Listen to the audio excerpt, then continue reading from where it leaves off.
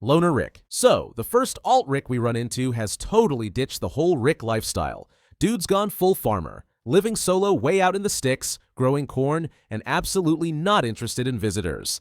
Like, at all. When our usual Rick and Morty drop in to fix their ship, this guy pulls a gun on them immediately.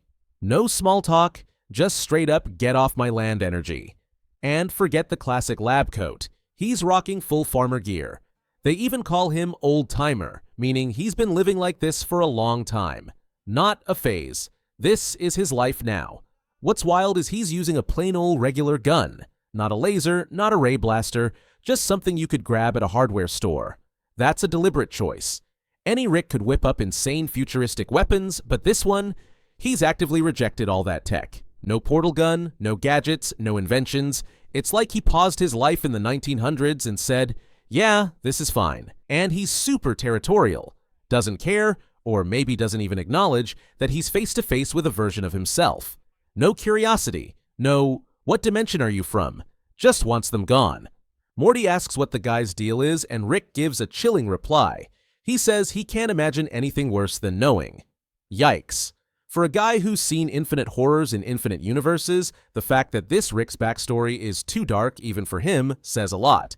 Anyway, it's a short visit. Main Rick patches up the ship, Loner Rick keeps his gun ready the whole time, and that's it. No bonding, no info swap. Just two Ricks who want nothing to do with each other. Loner Rick goes back to tending his corn like none of it even happened. And honestly, that seems to be just the way he likes it. Don't miss our next deep dive where we break down even more Season 8 mysteries. If you want to understand what really drives these alternative versions of the Smith family, check out our video on insane alternative Smith family members and their hidden connections. It connects directly to what we're seeing here with these Ricks. And here's the thing. Every time you hit that subscribe button, you're helping us create more detailed breakdowns like this. Homesteader Rick. This Rick has set up a self-reliant operation out on the wreckage of the Citadel. He's running a small homestead, farming, fixing things, bartering for what he can't build himself. It's a practical, grounded existence built on the ruins of what used to be the center of Rick's civilization. He's gruff and keeps conversations short, but he's not isolated like Loner Rick. Homesteader Rick regularly makes trips into the nearby Morty settlement to pick up parts and trade supplies. He's integrated into a local economy. He needs the settlement, and they need him. It's a relationship built on mutual survival rather than friendship or family ties. This is where we meet Doc Morty. Not Rick's employee or assistant, but a Morty clone who helps run the local arcade and acts as a hub for the town. The relationship between Homesteader Rick and the Morty settlement operates on pure frontier economics. Rick brings technical knowledge and problem-solving skills. The Mortys provide access to salvage parts and labor.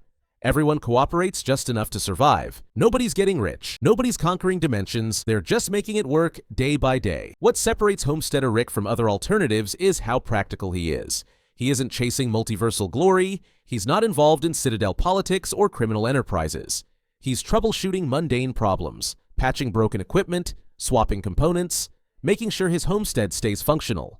It's less mad scientist in a lab and more engineer farmer who knows exactly which salvage part he needs and where to trade for it. This quiet, functional existence gets disrupted when trafficker Ricks target the settlement. And here's where Homesteader Rick reveals who he really is.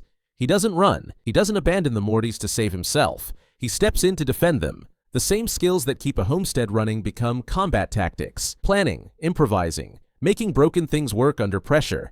He fights to protect the Mortys who keep that town operational. It's not a peaceful resolution. The fight is brutal and costly. He's still unmistakably a Rick. Acerbic, stubborn, hyper-competent, but he's grounded in a life that values maintenance over mayhem, cooperation over conquest, and protecting what you've built instead of constantly moving to the next adventure. We've got more episodes breaking down Season 8's chaos. Make sure you're subscribed so you don't miss them. The Overalls Gang. Alright, now we've got a group of Ricks who've gone full criminal. They're basically a gang, rocking matching overalls as their uniform, rolling deep in crews, and pulling off violent raids to make money. It's the total opposite of the usual solo Rick vibe. These guys are all about teamwork, if that team is into chaos and crime. We first see them hitting up hardware store Rick's place. But they're not just looting at random, they're specifically after those salvaged processors. They know exactly what they're looking for and where to find it. So either they scope the place out beforehand, or this is just what they do. Rob places with high-tech gear. They're easy to spot, all dressed in overalls. When our main Rick tries to leave the store with stuff he actually paid for, they stop him like, "Wait, are you one of us? Did we have a guy in overalls?" And these guys? They don't mess around. After they rob the place, they torch it. Not to cover their tracks, not because they have to, just because they want to. One of them even shouts, "Burn it all down, boys." This isn't some clean professional heist, it's chaos for fun. They clearly enjoy the destruction just as much as the payout. But here's the kicker. They're not just some rogue crew, there's a structure behind all this.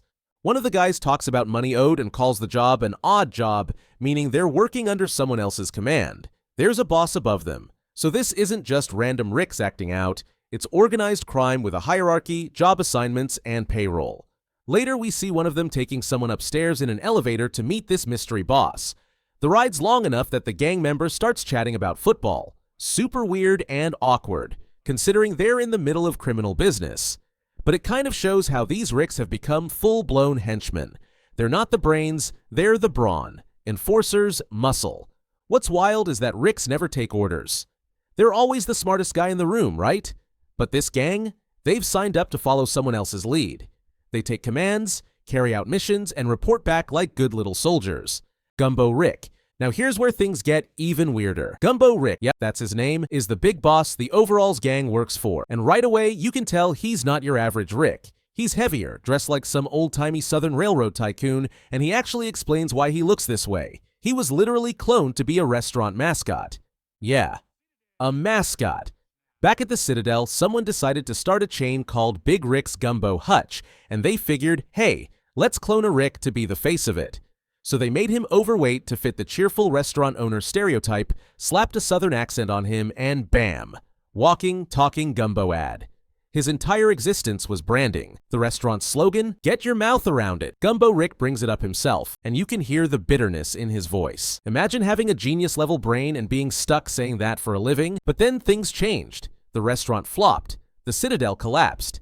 Everything that made his life, as messed up as it was, just vanished.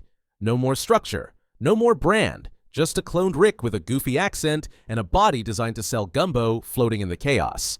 So what does he do? He goes full Scarface, turns to crime, builds up a whole empire in the power vacuum left by the Citadel. He runs multiple gangs, including the Overalls gang, hands out assignments, pays them when jobs get done, and sets up shop in a huge building with long elevator rides. You know, classic villain HQ vibes. He even gets philosophical about it. Says that with the Citadel gone, there's no pecking order among the trash. Everyone's equal in the ruins.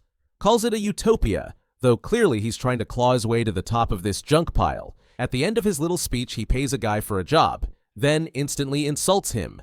Filthy degenerate, no accent at all. That jab about the accent is super telling. He's adopted his fake Southern persona so deeply that now he looks down on Ricks who don't have one. The marketing brainwashing basically rewired who he is. Gumbo Rick is what happens when a Rick loses all autonomy, is literally created to be a brand, and then gets dumped into anarchy.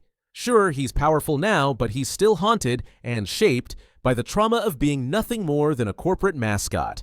We're dropping more Season 8 breakdowns twice a week. Subscribe so you don't miss them. Margarita Rick, he's totally pieced out of life. No goals, no plans, no responsibilities. He calls his lifestyle anchors up, like a ship that's just drifting, free, lazy, and happily buzzed. That's his whole vibe, floating through life with a drink in hand. And yeah, the margarita machine is the star of his story. Actually, he's got multiple margarita machines. There's the good one and then the science one, which sounds like he's customized it with actual Rick-level engineering. Maybe it blends faster. Maybe it tweaks the drink on a molecular level. Who knows? Point is, he's putting his genius brain to work on getting the perfect cocktail. Oh, and where's the good one? In the shower. Yep, he drinks margaritas in the shower. That tells you everything about how far he's leaned into this lifestyle. His house isn't just lived in, it's designed around having drinks within reach. This guy isn't just drinking, he's architecting the buzz. Someone asks if he wants a margarita and he just says, all good. Not because he doesn't want one, he's probably already at the perfect level of tipsy. He's not wasted. He's just holding that mellow buzz like it's his baseline. He lives with a Jerry. Most Ricks can barely stand Jerry, but Margarita Rick, he's chill enough to chat with Jerry about where the machines are. There's an actual domestic vibe there. They've clearly got a system. He even says himself that he's living a little 2 anchors up. So, yeah, he knows he might be taking it too far, but he's not doing anything to stop it. It's comfortable decline. He's just drifting, and honestly, he's fine with it. Later on, someone calls him a suburban Rick, and that tracks. He's living in quiet, middle-class mediocrity. No struggles, no big wins. Just him, his shower margaritas. There's even a moment where someone tells Jerry, "You shouldn't need Rick. Rick should need you," which pretty much calls out how Margarita Rick has built a low-effort, ego-preserving setup where Jerry depends on him. He still gets to feel important, but he's not actually doing anything important, just coasting. In the end, Margarita Rick is what retirement looks like for someone who never really did the work. He's not off the grid like Loner Rick, not running a business, not building a crime empire. He just stopped. Took all that genius and poured it into comfort. Same drink, same routine, every day. And honestly, he seems totally okay with that. If you're fascinated by how Jerry's relationship with Rick has evolved, you need to watch How Jerry Went from Loser to Hero in Season 8. It's a complete character analysis. Here's the deal. Every subscriber we get tells YouTube that our content matters. That means they show our videos to more people. That means we can keep making detailed breakdowns like this. It's a cycle, and it starts with you clicking that subscribe button. Memory Rick. Alright, buckle up. This one's the wildest of the bunch. Memory Rick isn't a Rick from another universe. He's not even real in the traditional sense. He's literally a memory of Rick that somehow came to life and thinks he's the real deal. Here's how it happened. Memory Rick started out in Bird Person's brain. Yeah, Bird Person had such vivid, detailed memories of Rick that one of them basically became its own conscious version of Rick. Eventually, that memory somehow escaped and ended up in the real Rick's brain. But wait, it gets messier. At some point, Rick and Jerry swapped brain stuff in a previous episode, and during that process, Memory Rick accidentally got dumped into Jerry's head. So now Jerry's walking around with a fully sentient Rick memory inside his brain, and that memory believes he is the actual Rick. There's even a moment where Bird Person calls Rick hot in his memories, and Memory Rick doubles down like, "Yeah, I am still hot." That little ego boost tells us a lot. Memory Rick doesn't just have the info of a Rick, he's got the full personality, ego, vanity, and all. Main Rick even calls him a clever little bastard because Memory Rick has managed to invent stuff inside Jerry's brain using springs and gears. Main Rick mentions that Memory Rick is invading all this family nostalgia. What that means is, Memory Rick has been spreading through Jerry's memories. He's inserting himself into Jerry's past, changing how Jerry remembers things. Basically, he's rewriting Jerry's entire emotional history. Rick compares it to memory cancer, and that's not an exaggeration. It's a full-on medical emergency. Jerry's brain is being taken over by a parasitic consciousness that isn't even his. It's a memory of Rick that came from someone else's head. Eventually, the real Rick finds Memory Rick and confronts him. Memory Rick's pissed about being marooned and cusses Rick out. But Rick fires back, blaming Memory Rick for ruining Jerry's brain, and worse, for making Jerry like Rick. Rick doesn't want Jerry to admire him. He sees it as a violation of who Jerry is. So Rick goes nuclear. He builds something he calls an ant farm brain, a tiny custom mental world designed to contain Memory Rick forever. Basically, a prison for a concept. He even says it gives Memory Rick's dumb high-concept ass all the room it could ever need. Memory Rick protests, "This place sucks. Put me back," but nope, he's trapped. Rick then performs a full reset on Jerry's brain, wiping Memory Rick and restoring everything to the way it was. Jerry wakes up and casually asks, "What got reset?" Memory Rick is this bizarre, freaky idea, a memory that became real, gained a personality, and turned into a threat. No body, no origin. Just pure Rickness. And that was enough to nearly destroy someone else's mind. That's all 6 alternative Ricks from this sequence. But we've got tons more Rick and Morty content dropping soon. Subscribe so you catch everything. And we'll see you in the next breakdown.